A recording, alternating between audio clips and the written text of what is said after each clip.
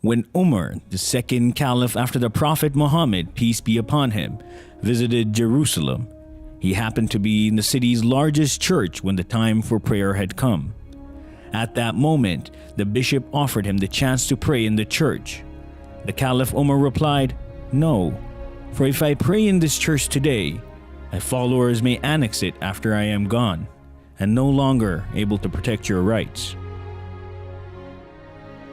When caliphate exists on the precepts of justice, consideration for the rights of others, and an overall deep will for peace, as defined by the Quran and the Prophet himself, then caliphate has the ability to serve as a grand force for good in the world. Well, one of the things I enjoy about coming to the peace symposiums that the Ahmadi community holds is to listen to His Holiness. I always find him inspirational. I think tonight his message was even more important than ever. And I felt the way that he talked about the threat of ISIS in Iraq and Syria, and the way he showed that ISIS has nothing to do with the faith of Islam, I thought was extremely persuasive.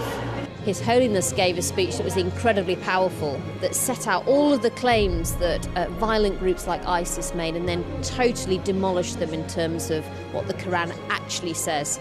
I think for a lot of people sat in the room, it helped them really understand what true Islam is actually about and how this message of peace is really at the heart of it. But the Holiness, I just thought, it's incredible because all the things he was saying were going through my mind, and I could actually relate to nearly everything that he said, which actually I think probably surprised me for some reason. I don't know why. I just found it very, very moving. I'm really pleased I came. I can't say more than that. He is known by world leaders for his humanitarian efforts and his mission for world peace, anchored by his famous slogan of "Love for all, hatred for none."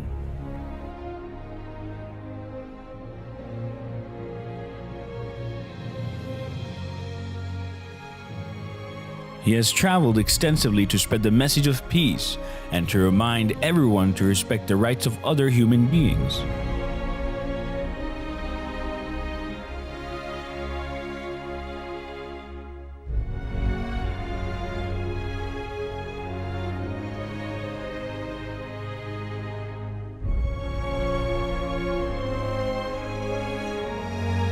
During these tours, His Holiness has met world leaders from the Far East to Europe, from North America to Africa, discussing the economic, social, and political problems facing the world today, and how to create peace and justice in the world.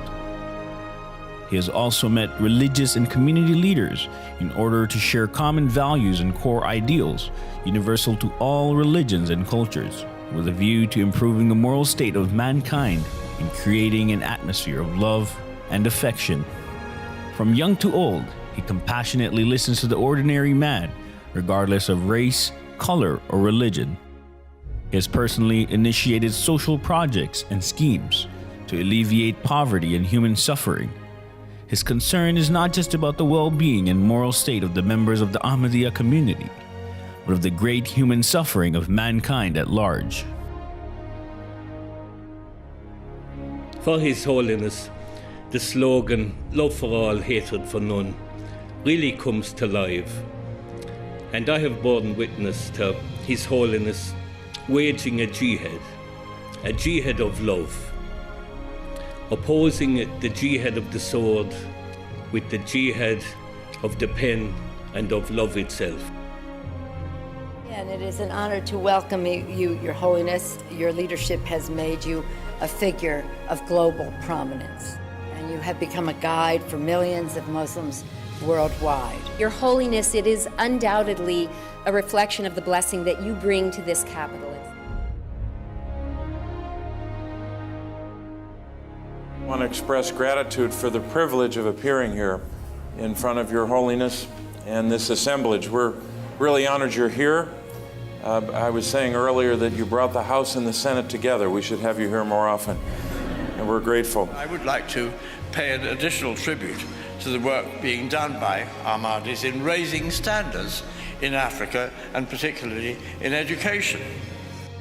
I was reflecting when I had opportunity to learn more, Your Holiness, about your service, particularly about your contribution to the people of Ghana in the late 1970s and early 80s. And it reminded me of something remarkable that happened here in our great state a few years ago in Death Valley. You may even recall this. In the winter of 2004, there were 7 inches of rain that fell on Death Valley.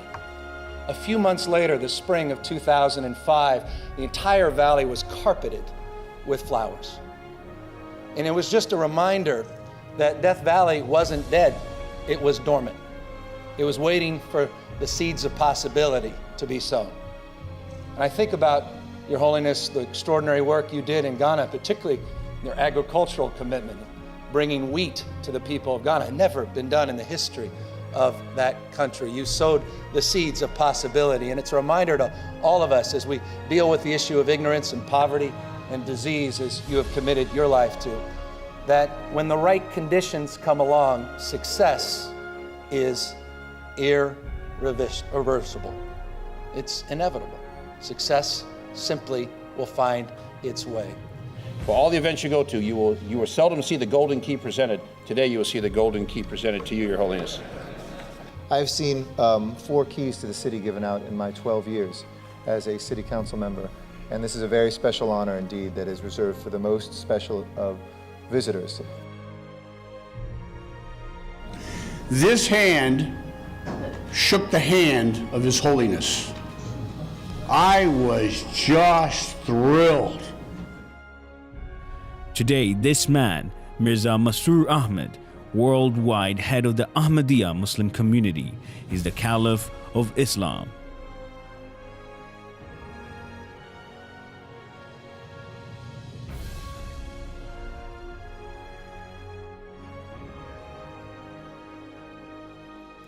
His followers number in the tens of millions, spread over 200 countries across the world, making him the leader of the largest single group of Muslims in the world who follow one Imam. The Caliph, who has spoken at Capitol Hill, the British Parliament, the European Parliament, and has held court with dozens of world leaders, is celebrated as a champion of peace by leaders across the world.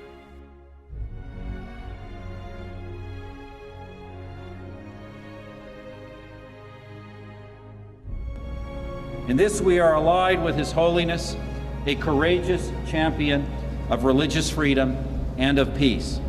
We especially applaud the Caliphate for denouncing those who pervert faith by claiming it as a justification for violence. However we define God, it is wrong to kill in His name. Today, when we, the Ahmadiyya Muslim Jamaat, raise the slogan of love for all and hatred for none as a means to establish global peace, we do so directly in fulfillment of the teachings of the Holy Quran and the practice of the Holy Prophet, peace and blessing of Allah be upon him.